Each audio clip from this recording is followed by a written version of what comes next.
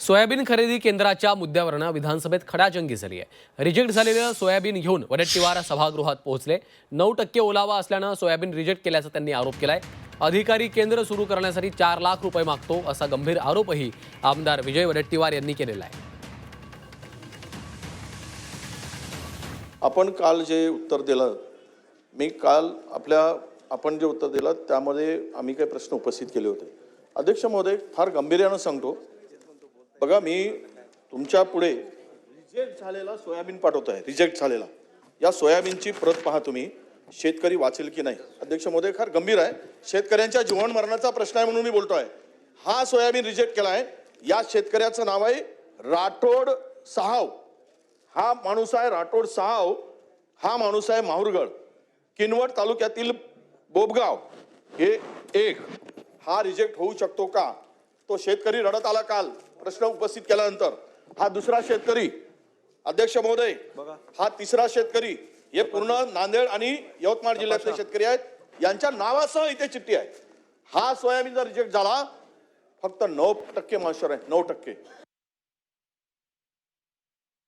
मी एक नाव आणि नंबर वाचून दाखवतो। त्या माणसाचं नाव आहे अखिल, बीड येथील खाजगी माणूस आहे अखिल।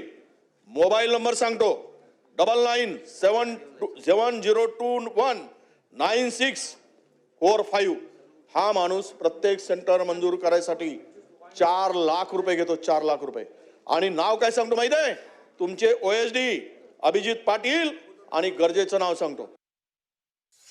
नम्रपणे सांगायचंय की हे सरकार शेतकऱ्यांच्या हिताचं सरकार आहे।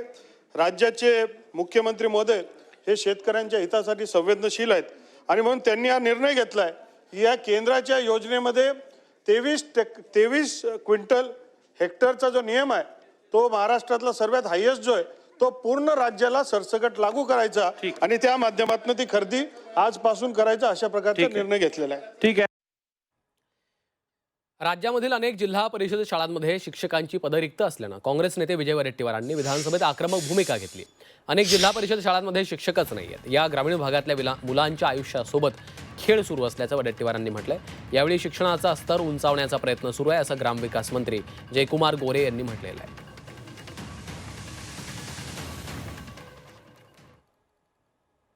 कुठल्या शाळेमध्ये किती मास्तर आहेत?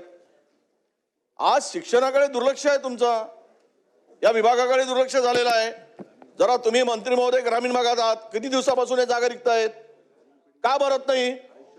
तुम्ही का आयुष्याशी खेळताय ग्रामीण भागातील पोरांच्या? कुणाशी खेळ चाललाय? नवीन नवीन पॉलिसी आणत असताना या शाळा जिल्हा परिषदच्या बंद करायचा हा काही तुमचा निर्णय झालाय का? राज्यातील आम्ही ऐकतो 55,000 शाळा बंद झाल्या, 60,000 शाळा बंद झाल्या, आणि हा खेळखंडोबा चालला। अध्यक्ष महोदय, स्पेसिफिक उत्तर दिलं पाहिजे मंत्री महोदयांनी। एकूण किती जागा रिक्त आहेत आणि किती जागा रिक्त आहेत आणि किती दिवसात त्या जागा भरणार आहेत? आणि वाढदिवसा दिवशी एवढं गरम होणं चांगलं नाही वडेट्टीवार साहेब। आपण वाढदिवसा दिवशी हसत मुखानं आणि सगळ्यांच्या शुभेच्छा स्वीकारल्या पाहिजेत। या ठिकाणी सन्माननीय सदस्य महोदयांना मी सांगू इच्छितो की जिल्हा परिषद शाळांच्या जिल्हा परिषदेच्या शिक्षणाचा स्तर उंचावला पाहिजे म्हणून शासन सातत्यानं प्रयत्न करते। त्यामध्ये अनेक धोरणं बदलली, आता मॉडेल स्कूल ही निर्माण करण्याचा प्रयत्न केला आणि त्या माध्यमातून आपण बघताय की अनेक जिल्हा परिषद शाळांमध्ये आता ॲडमिशनला वेटिंग पण आहे। काही ठिकाणी शिक्षणाचा स्तर खालवलेला आहे, हे मला मान्य आहे। त्या ठिकाणी त्या शिक्षणाचा स्तर कसा उंचावला जाईल याच्यासाठी आपण प्रयत्न करतोय। एकूण 1,90,903 एकूण पदसंख्या आहे, त्यातली कार्यरत पदसंख्या आहे 1,76,614 अशी ही कार्यरत आहे। साधारण 15,000 पदं साधारण रिक्त आहेत आता महाराष्ट्रामध्ये। पण याच्यामध्ये आपण जो सांगितलं की जिल्हानिहाय पदं किती आहेत या संदर्भातली माहिती मी घेऊन पटलावर मी निश्चितपणे ठेवेन।